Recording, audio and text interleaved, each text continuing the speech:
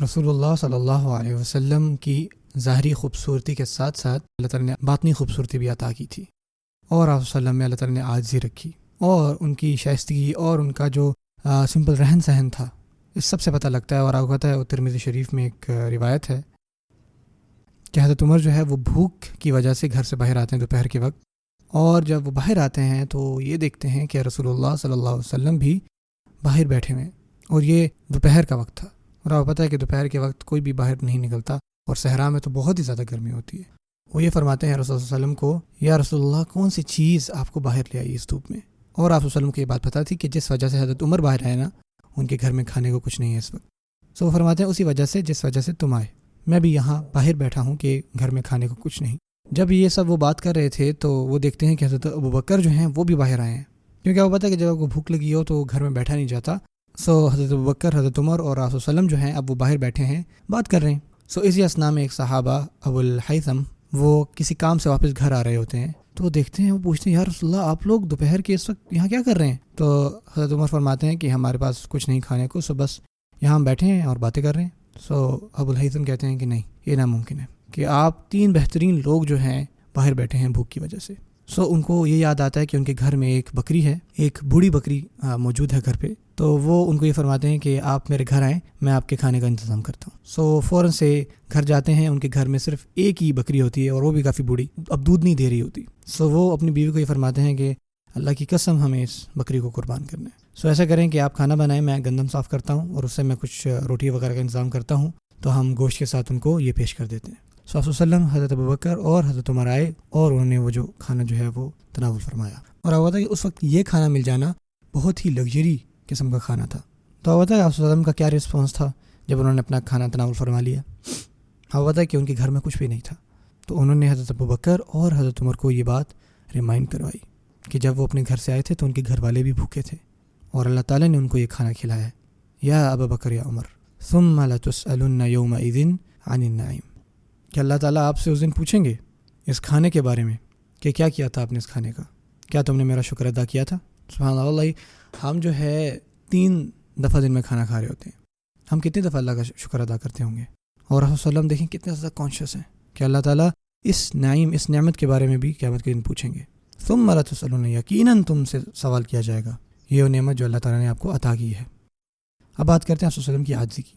انس بن مالک یہ فرماتے ہیں کہ میں نے رسول اللہ صلی اللہ علیہ وسلم کی 10 سال خدمت کی ہے، میں ان کے پاس ملنے نہیں آتا تھا، میں ان کے ساتھ رہا 10 سال، ان کے گھر میں ان کی خدمت کی، اور ایک دفعہ بھی ایسا نہیں ہوا ان 10 سالوں میں کہ کبھی آپ صلی اللہ علیہ وسلم نے مجھے ڈانٹا ہو، حتیٰ کہ آپ صلی اللہ علیہ وسلم کی زبان مبارک سے کبھی اف کا کلمہ بھی نہیں میں نے سنا اپنے لیے۔ اور آپ پتہ ہے کہ جو اف ہے وہ جھنجھلاہٹ کی سب سے چھوٹی قسم کا نام ہے، یہ کوئی غصے والا لفظ نہیں ہے، آپ تھوڑا سا اریٹیٹ ہو جاتے ہو تو اف بولتے ہو، جیسے ہم کہتے ہیں نا، اس طرح کی چیز ہے اف، ایکسپریس کرتے ہو اپنی اریٹیشن، صرف یہ اف کے مقابل ہے۔ اور رسول اللہ صلی اللہ علیہ وسلم نے کبھی بھی مجھے اف تک نہیں کہا، اور کبھی بھی رسول اللہ صلی اللہ علیہ وسلم نے مجھے یہ نہیں فرمایا کہ آپ نے یہ کام کیوں کیا، اور یہ بھی نہیں فرمایا کہ آپ نے ایسا کیوں نہیں کیا۔ سبحان اللہ، کہا جاتا ہے نا کہ اصل انسان کے اخلاق کا تب پتہ لگتا ہے جب وہ اپنے خاندان میں ہوتا ہے، کس طرح وہ ٹریٹ کرتا ہے اپنے گھر والوں کو، یہ اس کی اصل اخلاق بتاتی ہے۔ جو رویہ ہم دکھاتے ہیں اپنے خاندان کو، اپنی بیوی کو، اپنے بچوں کو، وہ ہی ہماری اصل شکل ہے، ٹھیک ہے نا؟ مسجد میں ہم بہت اچھے بن رہے ہوتے ہیں، کام پہ ہم بہت اچھے اخلاق دکھا رہے ہوتے ہیں، لیکن آپ کا اصل رویہ کیسا ہے اپنی بیوی کے سامنے، اپنے بچوں کے سامنے؟ در حقیقت یہ اصل آپ کا چہرہ ہے۔ اور حضرت انس فرما رہے ہیں کہ وہ ان کے ساتھ 10 سال رہے ہیں، اور میں نے آپ صلی اللہ علیہ وسلم کی زبان مبارک سے کبھی بھی اف کلمہ تک نہیں سنا اپنے لیے۔ یہ تھی آپ صلی اللہ علیہ وسلم کی ان کے اخلاق کی کاملیت۔ اور آپ صلی اللہ علیہ وسلم کی تمام باتیں جو ہیں وہ پاک تھیں، صاف تھیں، سچی تھیں، چاہے ان کا مزاح کیوں نہ ہو۔ حتیٰ کہ جب آپ صلی اللہ علیہ وسلم کوئی بات کرتے اور لوگ ان کی بات سے مسکراتے نا، وہ بات کرنا بھی آپ صلی اللہ علیہ وسلم کی سچائی پر مبنی ہوتا۔ اور اس کے بہت سارے واقعات ہیں۔ ایک دفعہ ایک بوڑھی عورت جو ہے وہ آپ صلی اللہ علیہ وسلم کے پاس آئی۔ جب وہ بوڑھی عورت آپ صلی اللہ علیہ وسلم کے پاس آتی ہے نا، تو آخری کہتی ہے کہ یا رسول اللہ میرے لیے دعا کریں کہ اللہ تعالیٰ جو ہے مجھے جنت عطا کریں۔ اور بوڑھی عورت تھی، 60-70 سال سے بھی بوڑھی، بہت بوڑھی ضعیف عورت۔ آپ صلی اللہ علیہ وسلم نے ان کی طرف دیکھا اور یہ فرمایا، اے میری خالہ، آپ بوڑھی ہیں، آپ کو نہیں پتہ کہ کوئی بوڑھا جنت میں نہیں جائے گا؟ آپ کو نہیں پتہ کہ بوڑھے جنت میں نہیں جائیں گے؟ اور وہ عورت جو ہے وہ رونے لگ گئی کہ اب میں کیا کروں گی. اور پھر رسول صلی اللہ علیہ وسلم نے ان کو یہ فرمایا کہ مت روئیں، ہرگز نہ روئیں، کہ واللہ اللہ کی قسم کوئی بوڑھا جنت میں نہیں جائے گا، بلکہ اللہ اس کو جوان کریں گے اور پھر وہ جوان ہو کر جنت میں جائے گا. تو یہ قسم کا مزاح تھا. بیسکلی آپ صلی اللہ علیہ وسلم ان کو یہ خوشخبری سنا رہے تھے کہ آپ جائیں گی اور جوان ہو کر جائیں گی، یعنی آپ اس طرح سے بوڑھی نہیں ہوں گے جب آپ کو اللہ تعالیٰ جنت میں بھیجیں گے. آپ جوان ہوں گی، جیسے آپ جوانی میں تھیں اس طرح سے اللہ تعالیٰ جو ہے آپ کو جنت میں داخل کریں گے. اور پھر آپ صلی اللہ علیہ وسلم نے یہ آیت جو ہے وہ ان کے سامنے تلاوت فرمائی کہ انا انشأناہن انشاء، کہ ہم جو ہے دوبارہ سے ان کو دہرائیں گے.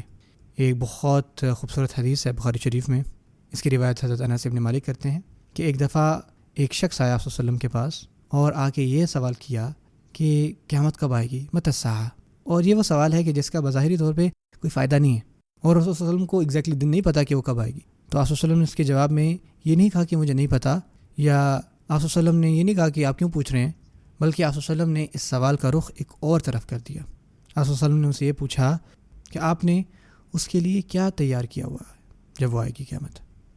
سو بندہ جو ہے، سو شخص جو ہے وہ تھوڑی دیر کے لیے خاموش ہوا، اس کو پتہ ہی نہیں تھا کہ میں اس کا کیا جواب دوں.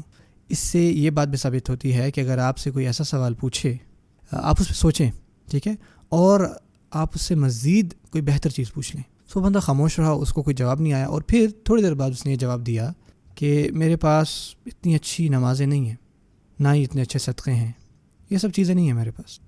ولیکنی احب اللہ ورسولہ، لیکن میں اللہ اور اس کے رسول سے دل سے محبت کرتا ہوں. تو پھر رسول اللہ صلی اللہ علیہ وسلم نے اس کے جواب میں یہ فرمایا کہ اس دن وہ شخص اسی کے ساتھ ہوگا جس سے وہ محبت کرتا ہوگا.